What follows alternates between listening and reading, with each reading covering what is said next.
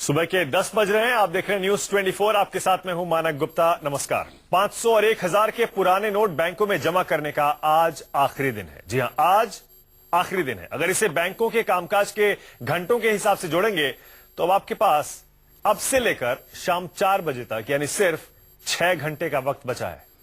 अगर आपके पास कोई भी पुराने नोट हैं, अभी भी शाम 4 बजे तक आप बैंकों में उन्हें जमा कर सकते हैं। न्यूज 24 लगातार आपको नोटबंदी का काउंटडाउन दिखा रहा है। हमारी घड़ी पर नजर रखिएगा।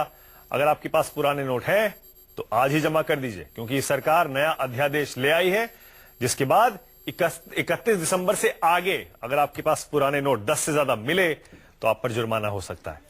8 नवंबर को नोटबंदी के बाद लोगों के पास कैश नहीं था। बाजार 80 से 90% तक गिर गया था। कैश नहीं होने की वजह से बाजार लगभग खाली हो गए थे। लेकिन अब कैश धीरे धीरे बाजार में आने से बाजारों में रौनक बढ़ने लगी है। लोग अपनी जरूरतों का सामान खरीद रहे हैं और दूसरी तरफ ज्यादातर दुकानदार डिजिटल ट्रांजैक्शन भी अपना रहे हैं। ये 4 तस्वीरें देखिए। 8 नवंबर की तस्वीर जब प्रधानमंत्री ने नोटबंदी का ऐलान किया। दूसरी, नोटबंदी के बाद बाजार की हालत खराब। पुराने नोट जमा करने की डेडलाइन आज खत्म हो रही है। ऐसे में बड़ा सवाल यही है, क्या कल से बाजार की हालत ठीक हो जाएगी? क्या बाजार फिर से हो जाएंगे गुलजार?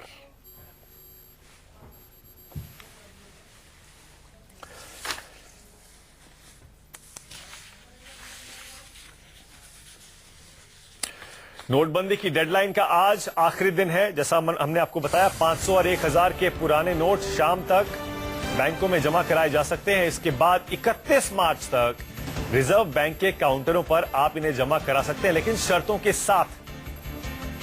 प्रधानमंत्री मोदी ने नोटबंदी की दिक्कतों को दूर करने के लिए आज तक का वक्त मांगा था। आपको याद होगा, बैंक और एटीएम की लाइनें कम जरूर हुई हैं, लेकिन कैश की किल्लत अभी भी देश में बनी हुई है। 50 दिन मोदी जी ने मांगे थे, 30 दिसंबर तक का वक्त, और आज पुराने नोट जमा करने का आखिरी दिन। दिन भर न्यूज 24 पर नोटबंदी के इस आखिरी दिन की कवरेज जारी रहेगी। हमारे साथ यहां स्टूडियो में बीजेपी से सुदेश वर्मा आ गए हैं। कांग्रेस से मेरे साथ अभय दुबे जुड़ने वाले हैं। मेरे साथ इसके अलावा प्रवीण खंडेलवाल जी स्टूडियो में आ गए, जो कि सेक्रेटरी जनरल हैं confederation of all India traders association. आपका भी स्वागत है। इन सबसे बातचीत करेंगे, लेकिन पहले आपको जरा कोई और तस्वीरें दिखाते हैं। मुंबई के बाजारों में आज क्या हालात है, मुंबई के विले पार्ले से जानकारी दे रहे हैं हमारे संवाददाता इंद्रजीत सिंह। आज नोटबंदी का आखिरी दिन है। सबसे बड़ा सवाल ये है कि क्या कल से बाजार गुलजार हो जाएंगे, क्योंकि बाजारों की जो रौनक है वो थोड़ी फीकी पड़ी थी। लोगों के पास पैसे नहीं थे और पैसे कम होने के कारण लोग खरीदारी कम कर रहे थे। लेकिन अब जो है फिर से पैसे लौटने लगे हैं और आखिरी दिन था तो फिर से पैसे बाजार में फिर से आने लगे हैं। तो ऐसे में सवाल उठता है कि क्या कल से बाजार गुलजार हो जाएंगे? क्या आपको लगता है, क्या उम्मीद लग रही है कि कल से हालात सुधरेंगे? हालात सुधरेगा ना, क्यों नहीं सुधरेगा? पैसे आ गए हैं सब लोग के पास? हाँ, सबके पास आ गए।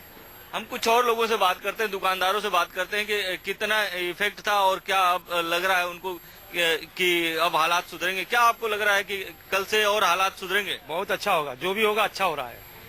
सुधरेगा, जरूर सुधरेगा, 100% सुधरेगा। पहले कुछ दिनों तक आप लोग का जो बिजनेस है वो इफेक्टेड रहा होगा, और कितना इफेक्टेड था और अब क्या लग रहा है आपको? पहले बिजनेस में कोई फर्क नहीं था, जैसा है वैसा ही है।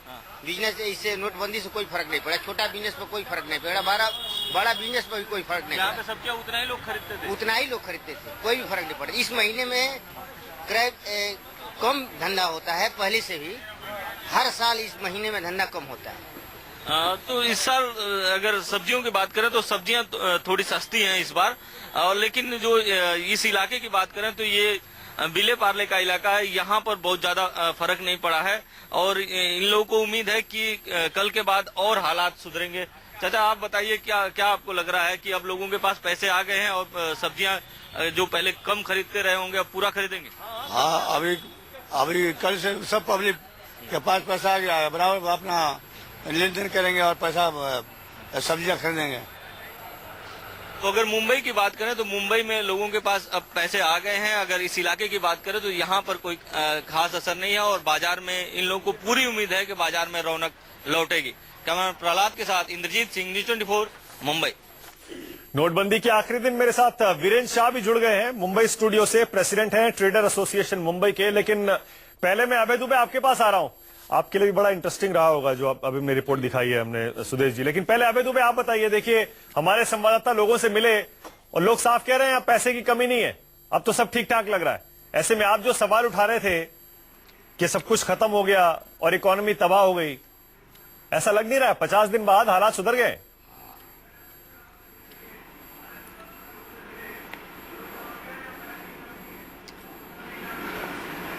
नहीं, देखिए, तो ये क्या इन हालातों को सुधारने के लिए इस डीमोनेटाइजेशन का निर्णय लिया गया था?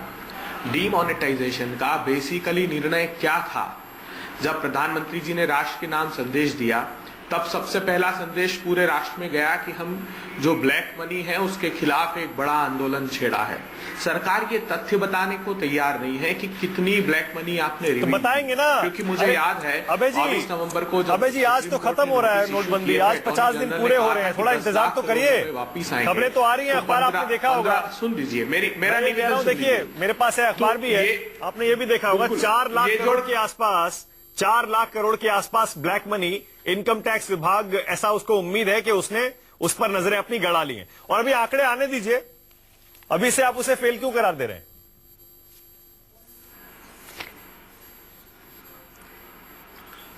नहीं, देखिए ये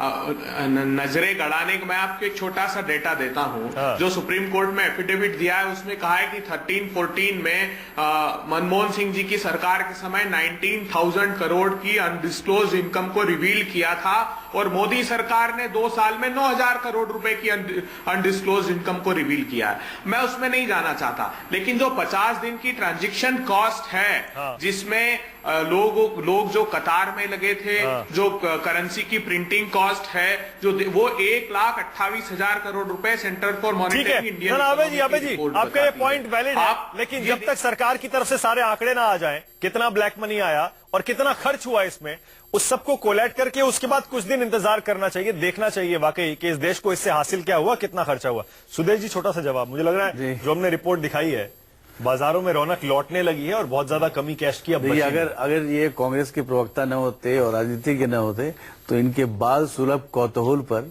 हम थोड़ा अप्रिशिएट करते कि मतलब क्यूरियोसिटी होती है क्या हुआ, लेकिन ये बाल सुलभ नहीं है, ये तो हमें नीचे दिखाने की कोशिश करते रहे हैं। जितने भी आपके प्रेस के लोग गए हैं, अगर देखिए तो स्थिति सुधरने लगी है। मैं खुद गया था एटीएम में, देखा 5 लोग 6 लोग खड़े हैं, सामान्य स्थिति होने जा रही है। और यही सरकार का वायदा भी था कि देखिए पेन जो है कम होना शुरू हो जाए, डाउनवर्ड ग्राफ होता है ना, एक अपवर्ड ग्राफ। 31 तारीख को मोदी जी आ रहे हैं 7:30 बजे और लोग डर रहे हैं, पता नहीं इस बार क्या करने वाले हैं। मोदी जी तो देखिए सिर्फ देश के बारे में ही सोचते हैं, देश को अच्छा ही संदेश देंगे, अच्छा ही कुछ देंगे देश को, जब भी दिया है उन्होंने। तो लेकिन अपोजिशन ने जो एक होता है ना स्टैंड ले लिया, आपने ऐसा स्टैंड ले लिया, उस स्टैंड से जिससे आप अगर शेर है, शेर की सवारी आप कर लिए, आपको पता नहीं उतरेंगे कैसे, इनका वही प्रॉब्लम था। चलिए ठीक है, हम भी इंतजार करेंगे। अभी इस स्कीम को फेल या पास करने से पहले कुछ आंकड़े देखेंगे जो सरकार जाहिर है ऑफिशियल आंकड़े होंगे वो रिलीज करेगी। मेरे साथ जेडी अग्रवाल भी आ गए हैं स्टूडियो में, इकोनॉमिस्ट हैं, स्वागत है आपका। लेकिन पहले प्रवीण जी प्रवीण जी आपके हिसाब से मुंबई की रिपोर्ट आपने देख ली, वहाँ हालात काफी हद तक बेहतर हो रहे हैं। ये खाली मुंबई की बात नहीं है, हाँ। पूरे देश में कमोबेश बाजार की स्थिति आज लगभग ऐसी है। हाँ। जिस समय नोटबंदी हुई थी उस समय बिल्कुल निश्चित रूप से 80 से 90% बाजार में व्यापार नहीं था। ठीक है। लेकिन जैसे जैसे बाजार में कैश फ्लो आता गया और जैसे जैसे हमारे मर्चेंट और कंज्यूमर डिजिटल पेमेंट की तरफ जाते गए, वैसे वैसे बाजार सुधरता गया। कितना सुधर गया अभी? देखिए मेरे हिसाब से एक मोटे अनुमान के अनुसार लगभग 50% बाजार वाली स्थिति में आ गया। लेकिन अभी बाकी 50% आना बाकी है। और उसके लिए जैसे फ्लो आएगा और जैसे हमारे ट्रेडर्स में हम भी लोग पूरे देश में कैंपेन चला रहे हैं डिजिटल पेमेंट के लिए, तो मुझे लगता है कि बहुत जल्दी, हालांकि वो एक पीरियड 2-3 महीने का हो सकता है। ऐसे ही मैं इसी पे आ रहा था बिल्कुल। एक